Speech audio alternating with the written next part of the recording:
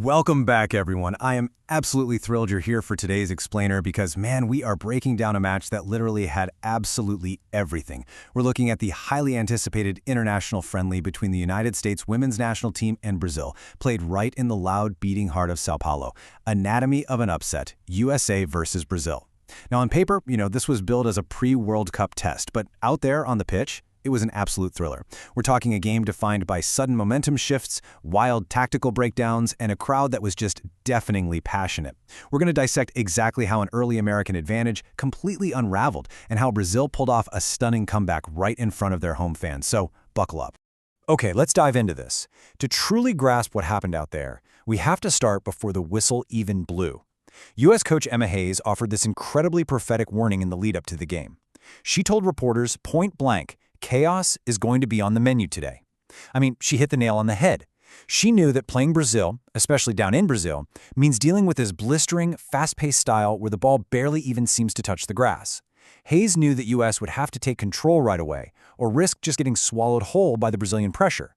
So as we go through this, I want you to keep that one word in the back of your mind, chaos, because it completely defines exactly how this game was won and lost. Section 1. Setting the World Cup stage. To really contextualize the immense pressure cooker this game was played in, we have to remember this was not just a friendly. Not at all. This was a direct dress rehearsal for next summer's World Cup, which Brazil is hosting for the first time since the men did back in 2014. The U.S. was testing the waters of the exact kind of hostile environments they are going to face next year. And to add even more weight to it, this was the 44th all-time meeting between these two absolute powerhouses of international soccer. 44! When heavyweights clash this many times, there are zero secrets. They know each other's styles, their tendencies, and exactly what it takes to break each other down. Every time the U.S. found even a sliver of momentum, they were met with a massive chorus of boos. It was an incredible atmosphere. But despite that long shared history, the recent dynamic has been heavily skewed.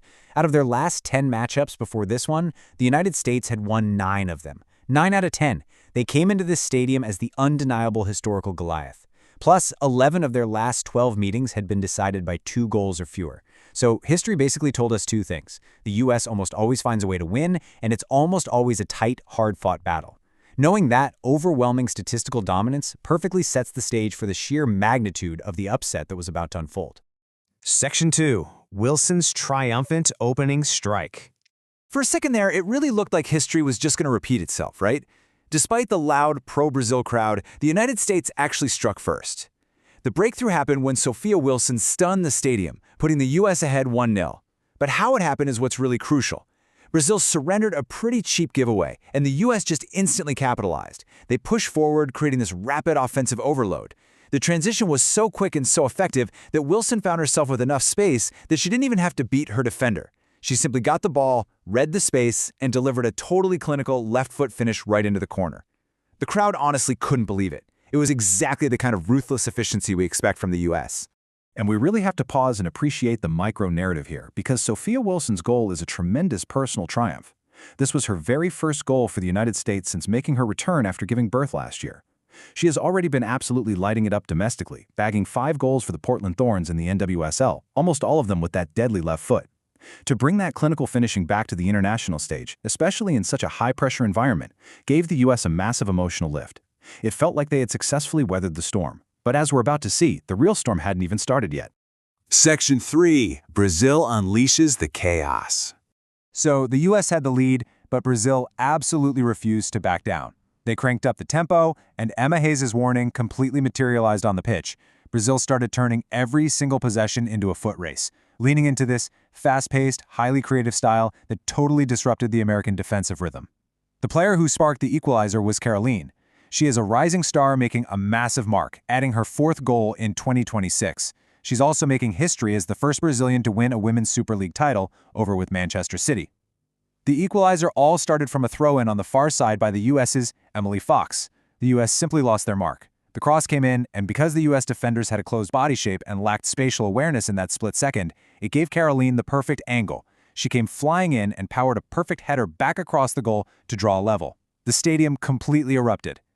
Now, what's really interesting about this slide is the exact anatomy of Brazil's go-ahead goal, courtesy of Zanerato.